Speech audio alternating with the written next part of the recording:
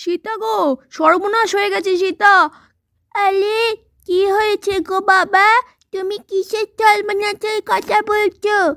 আরে বুঝো শোনা, তুমি চুপ করো, শুনতে যাও বাবা কি বলছে। সব ব্যাপারে আমার ছেলেটার কথা বলা চাই। সীতা, এতক্ষণ ধরে যেই বাচ্চাটার কান্নার আওয়াজ আমরা পাচ্ছিলাম, ওই বাচ্চাটা আর কোথা থেকে না আমাদের জমির মধ্যেই রয়েছে গো।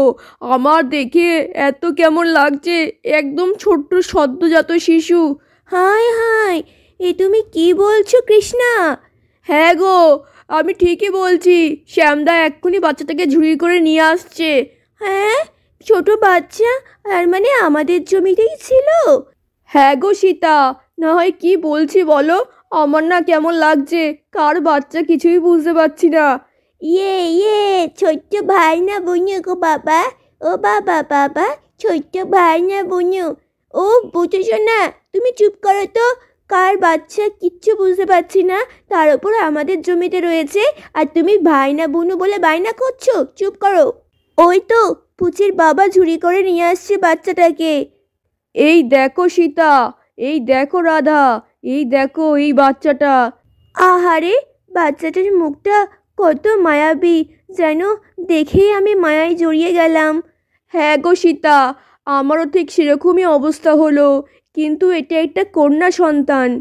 ওয়াও, কত সুন্দর বুনু! বাবা বাবা, আমরা ওকে বাড়িতে নিয়ে যাব। হ্যাঁ বাবা, বাড়ি নিয়ে যাব, বুনুটাকে খেলা করব।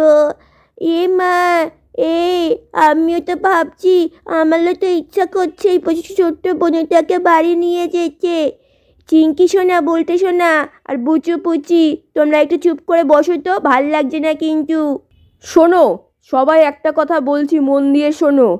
এই বাচ্চাটাকে যদি কেউ এখানে রেখে দিয়ে থাকে, সে নিশ্চয়ই কিছুক্ষণ বাদে আবার ফিরে আসবে তার এই বাচ্চাটাকে নেওয়ার জন্য। আর যদি না আসে, তার মানে বুঝবো এ কোনো পরিত্যক্ত শিশু। পরিত্যক্ত শিশু মানে কি বলতে চাইছো গো পুচির বাবা?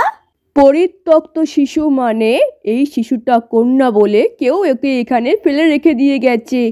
সর্বনাশ!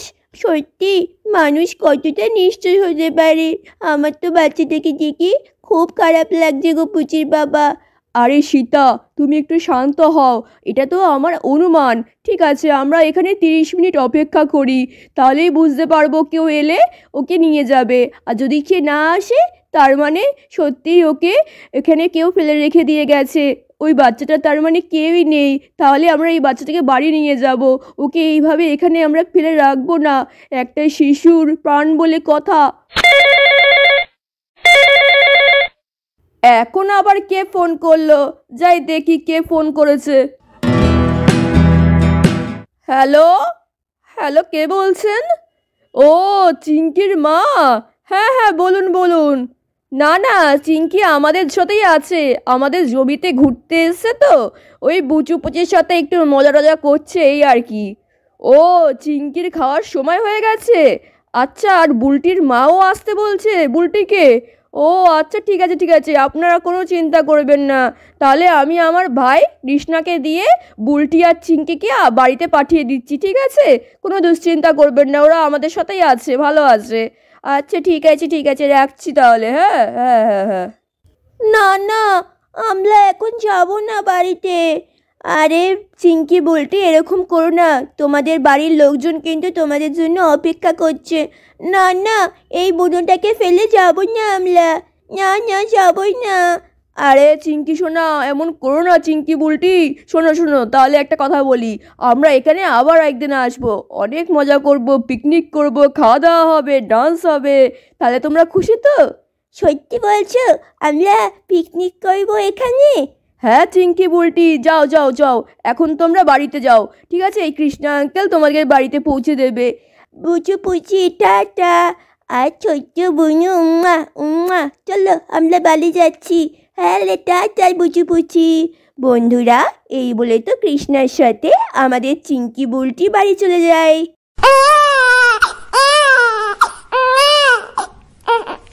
শ্যামদা, মনে হয় এই বাচ্চাটার খুব জোর খিদে পেয়েছে, তার জন্যই থেকে থেকে এরকম কেঁদে উঠছে।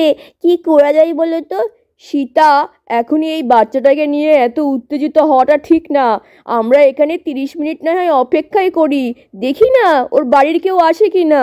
বন্ধুরা, এই বলে তো আমাদের এখানে সবাই 30 মিনিট অপেক্ষা করতে থাকে, কিন্তু বন্ধুরা 30 মিনিট পর দেখা গেল কোথা থেকে কেউ এলো না বাচ্চাটার জন্য। তার মানে কি এই বাচ্চাটা সত্যি সত্যিই অনাথ? ওর কি বাড়ির লোক বলে কেউ নেই?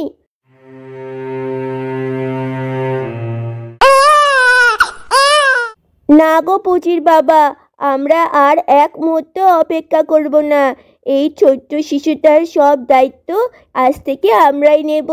এ একটা অনাথ শিশু, ওর যদি কেউ থাকতো তাহলে এতক্ষণের মধ্যে সে একে ফেলে এইভাবে বাইরে থাকতে পারতো না। আমরা একে বাড়ি নিয়ে যাব। আমরা তো মানুষ নাকি? আর মানুষ হয়ে এই ছোট্ট একটা শিশুর দায়িত্ব নিতে পারবো না বলো তো? হ্যাঁ রাধা, তুমি একদম ঠিক কথা বলেছ।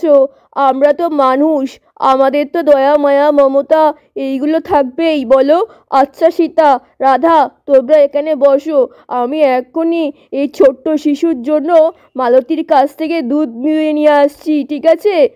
আচ্ছা শ্যামদা, ঠিক আছে ঠিক আছে। ছোট্ট বুনু আমাদের ছোট্ট বাড়ি যাবে। হ্যাঁ বুঝু পুচি, ছোট্ট বুনু আমাদের সাথেই থাকবে এখন থেকে। বন্ধুরা, তারপর তো আমাদের রাধা এই ছোট্ট শিশুটাকে ঝুড়ি থেকে নিজের কোলে তুলে নেয় আর ছোট্ট শিশুটাকে অনেক অনেক আদর করতে থাকে। এই যে সোনা, আজ থেকে তুমি আর অনাথ না, আমরাই হলো তোমার বাড়ির লোক, ঠিক আছে? আর আমি হচ্ছি তোমার বুচু দাদা, আর আমি হচ্ছি তোমার পুচি দিদি। এই সীতা, মনে হচ্ছে এই বাচ্চাটার খুব জোর খিদে পেয়ে গেছে। শ্যাম শ্যাম, তাড়াতাড়ি আসো, দেখো ছোট্ট সোনার খিদে পেয়ে গেছে। হ্যাঁ আসছি আসছি, হয়ে গেছে আমার। বন্ধুরা, তারপর তো আমাদের শ্যাম 8 বালতি দুধ নিয়ে আসে বাচ্চাটার জন্য। দেখো রাধা, এখানে এই চাষের জমিতে ঘটি বাটি কিছুই তো নেই, তাই এই বালতি করেই দুধটা ধুয়ে নিয়ে এলাম। আর এই দেখো বোতলের ছোট্ট মুটকি পেয়েছি, এই মুটকি দিয়েই আপাতত ওকে দুধ খাও। বাড়িতে গিয়ে সব ব্যবস্থা করে দেবো আমি। আচ্ছা পুচির বাবা। বন্ধুরা, তারপর তো আমাদের রাধা ছোট্ট শিশুটাকে দুধ খাওয়াতে থাকে। দেখো মাম্মা, বুনুটার পেট ভরে গেছে, তাই আর বুনু কাঁদছে না। হ্যাঁ পুচি, ঠিক আছে, তাহলে চলো এবার আমরা বাড়িতে যাই, রওনা দিই। ছোট্ট বুনু বাড়িতে যাচ্ছে, অনেক কাজকর্ম বেড়ে গেছে আর তোমাদেরও অনেক দায়িত্ব বেড়েছে। বন্ধুরা, তারপর এই অনাথ শিশুটাকে কোলে নিয়ে সবাই বাড়ির দিকে রওনা দেয়। তাহলে বন্ধুরা, আজকের এই পর্বটা কেমন লাগলো অবশ্যই তোমরা কমেন্ট আর লাইক করে জানিয়ে দাও। আর পরবর্তী পর্ব দেখতে অবশ্যই বুঝু পুচি টিভিটাকে একটা সাবস্ক্রাইব করো আর বেল আইকনটাও প্রেস করে দাও, তাহলে পরবর্তী পর্বের নোটিফিকেশন তোমার কাছে সবার প্রথমে যাবে। Bye, love you all.